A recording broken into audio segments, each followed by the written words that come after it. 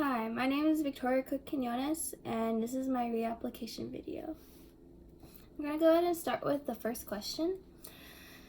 So the thing that motivated me the most to reapply as a student staff member was that I am extremely passionate about my role in student affairs, and I wish to continue this journey next year, learn more, and positively influence as many lives as possible. I have seen the hardships and happiness that surround this position, and I can say that it is something I wish to keep doing, because it is rewarding to know you are someone that residents can look up to and refer to for help. I feel the sense of accomplishment when I teach a resident something they didn't know before. I try to teach something new with every interaction I have. Whether it is big or something small, I know that they walked away with some kind of growth. As a personal goal, I know that this position falls into my desire to develop and live in a diverse community. I personally enjoy educating and being a resource. For academic goals, I think that by reaching out to academic resources like academic advisors, the Academic Resource Center, and the Career Center, I have developed favorable habits for myself and for my residents to learn. In the future, I want to go to graduate school for a master's in student affairs, so I believe this position will give me more experience that will attribute to that degree and my future career in student affairs. I've spoken to pro staff members about the challenges and accomplishments of their career, and it is something that I align myself with every day when I choose to set my goals. Moving on to the second question, my role as a student staff member in creating a safe and inclusive environment is to educate and facilitate. I do this by providing support for residents while giving opportunities to participate in developing that type of community. Some examples of how I have accomplished this as a student leader would be sending out articles about important current events involving diversity in my community GroupMe. I believe that education is the first step to acceptance, and even if a single resident takes the time to read the article I sent out about environmental racism or how the world has changed since the 1960s, I consider that a success. I've also programmed around diversity and social justice in my program Diversity Collage. This is actually the collage I made about myself and all my different identities that I hold true. I found pretty much a picture and related it back to each identity I have and multiple identities on this board. The residents really liked it. I loved hearing their decisions about which pictures to put on and why they put a picture on and what it says about their identity. And at the end, we all put it together and we all showed how we fit together in a bigger picture. It was really sweet. It was one of my favorite programs to execute, and I plan on doing more like it in the future.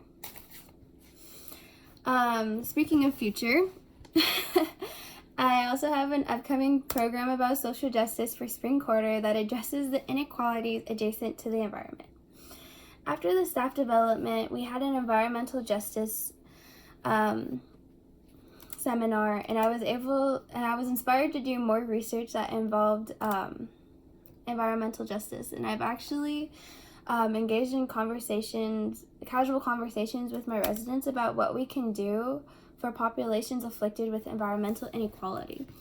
We came up with an event that also aligned with programming needs for adulting. A few residents organized a makeshift clothing drive in the building where they would pick up any unwanted clothes in order to take them to the Goodwill. While some clothes went to the Goodwill, another portion was sent to an organization that provides clothes to survivors of the Puerto Rico hurricanes.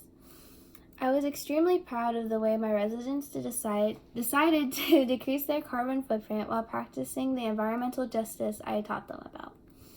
Additionally, I have created posters and engaged in conversations with residents about women's rights, minority narratives, and even gender studies.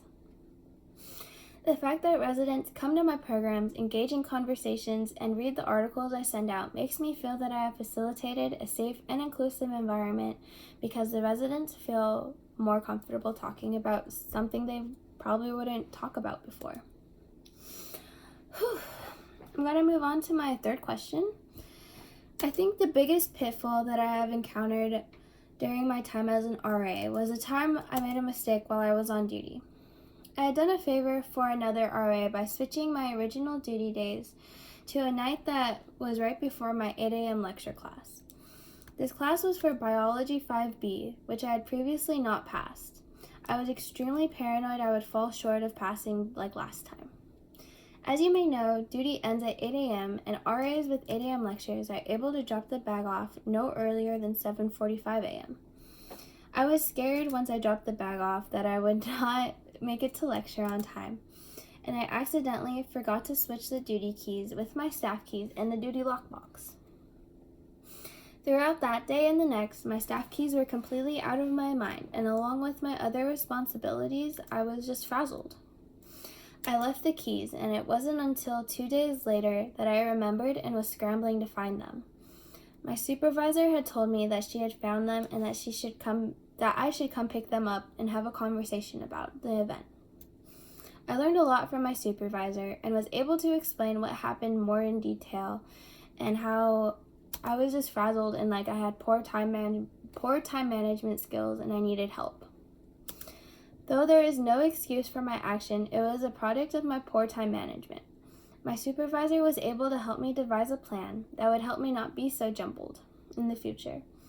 I was to wake up a little bit earlier so I am not stressed the mornings I have duty right before my 8 a.m. lecture.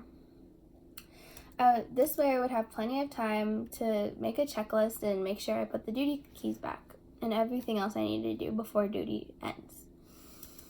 I believe that I have found the way to address each and every challenge that comes my way in any position. Talking with my supervisor. It was nice to get everything off my chest and still be held accountable. I think communicating in general could have prevented me from my duty key mistake and aided me in my time management strategies. As a returner, I wish to continue to evolve my communication with my supervisor by researching and finding out their personal communication styles and adapting myself to fit more along what they align themselves with. I also want to research and look up more time management strategies and possibly employ those in future endeavors of mine. I'm going to move on to the fourth and final question now. So recently this quarter, I encountered a conflict with another staff member over a tweet of theirs. The tweet contained a bias against individuals who hold a vegetarian diet. The tweet stated, "UCR dining does not need more vegetarian options," in all caps. The tweet was getting a lot of attention from peers that agreed with him, and at first I wanted to think about what to say before I responded. During my time of coming up with a response, a resident that mutually follows me and the other staff member came to me and expressed their concern. They stated how uncomfortable the tweet made them and how they felt attacked by the staff member because the resident is vegetarian for religious reasons. I wanted this resident to know that I was there to support them, so I offered to eat with them in the dining hall or the market and to reach out to the student center of their ethnic background by providing the handles for the center's social media, website URL, and location on campus. I then took to Twitter to write an educational comment to the staff member that explained that residents do not feel comfortable with a staff member who does not respect their lifestyle, and as a staff member of an inclusive department and community, one should display acceptance and support for all members of the community. I then went to my supervisor to follow up with any advice that she was able to give me for the resident and the staff member involved. I was made assured that the pro-staff member would have another talk with the staff member so that another tweet like that wouldn't come up again. I believe my response ensured an environment open to development and understanding. The staff member realized their mistake and apologized to his Twitter followers. I do believe my response warranted what was needed to uphold diversity in this community. And with that, that is the end of my interview. Thank you for watching. This was a really good experience, so thank you. Goodbye.